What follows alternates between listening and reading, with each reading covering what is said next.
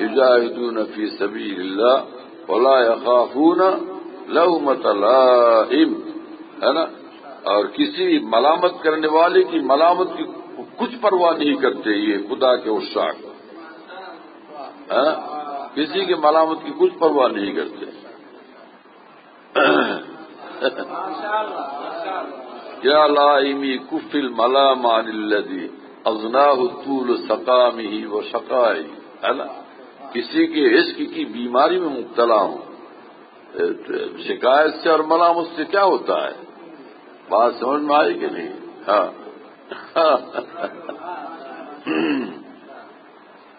ہاں، ولا یخافون لومۃ لائم۔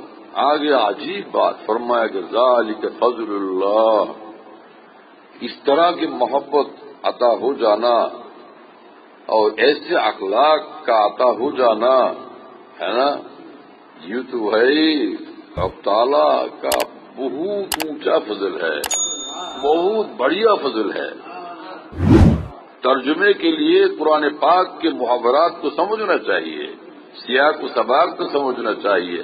الفاظ دانی کا نام قرآن پاک سمجھنا نہیں ہے، تحقیقات لفظی کا جاننا اور ادیب صاحب بننا یہ قرآن پاک سمجھنا نہیں ہے۔ فہم قرآن خاص بات ہے، خاص نعمت ہے۔ وہاں تو فرمایا کہ فَإِذَا قُضِيَتِ الصَّلَاةُ فَانتَشِرُوا فِي الْأَرْضِ وَابْتَغُوا مِن فَضْلِ اللَّهِ، نماز ختم، اب جاؤ باہر، وہاں جا کے اللہ کی مہربانی کی تلاش میں لگ جاؤ، یعنی رزق حلال کی تلاش میں لگو، اس کو بھی فضل قرار دیا۔ اور یہاں فرمایا کہ ذالک فضل اللہ، یہ فضل اللہ دونوں برابر ہے۔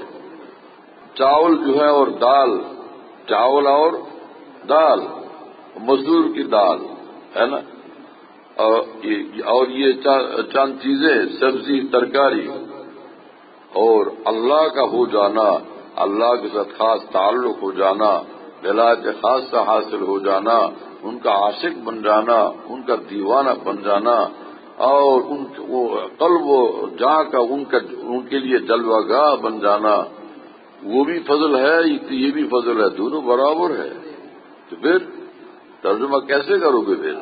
ذالک فضل اللہ، یہ تو محبوب پاک کا سب سے اونچا فضل ہے، سب سے بڑھ کر فضل ہے، لا یوازیہ ای فضل، اس کے برابر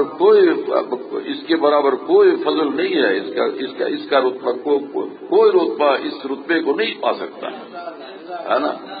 یؤتی ہی، آگے فرمایا کہ یؤتی ہی من یشاء، اب اس سے تب پتہ چلتا ہے کہ فضل اللہ کا کیا مقام ہے۔ یہ فضل اللہ کا وہ خاص فضل ہے، جسے چاہے وہ عطا فرماتے ہیں، معلوم ہے کہ خاص بات ہے، نہیں ورنہ دال روٹی وہ تو نمرود کو بھی دیتے ہیں، ابو لہب ابو جہل کو بھی دیتے ہیں، بات سمجھ میں آئی نا۔ لیکن یہ فرمایا کہ یہ ہم جسے چاہتے ہیں، پسند کرتے ہیں، اس کو دیتے ہیں، معلوم ہوا کہ یہ خاص معاملہ ہے، ممتاز معاملہ ہے۔ ذالک فضل اللہ یؤتیہ من یشاء واللہ واسع علیم، اللہ تعالیٰ بڑے وسعت والے ہیں، ان کے ہاں کچھ کمی نہیں ہے۔ آگے بڑھو، قسمت آزماؤ۔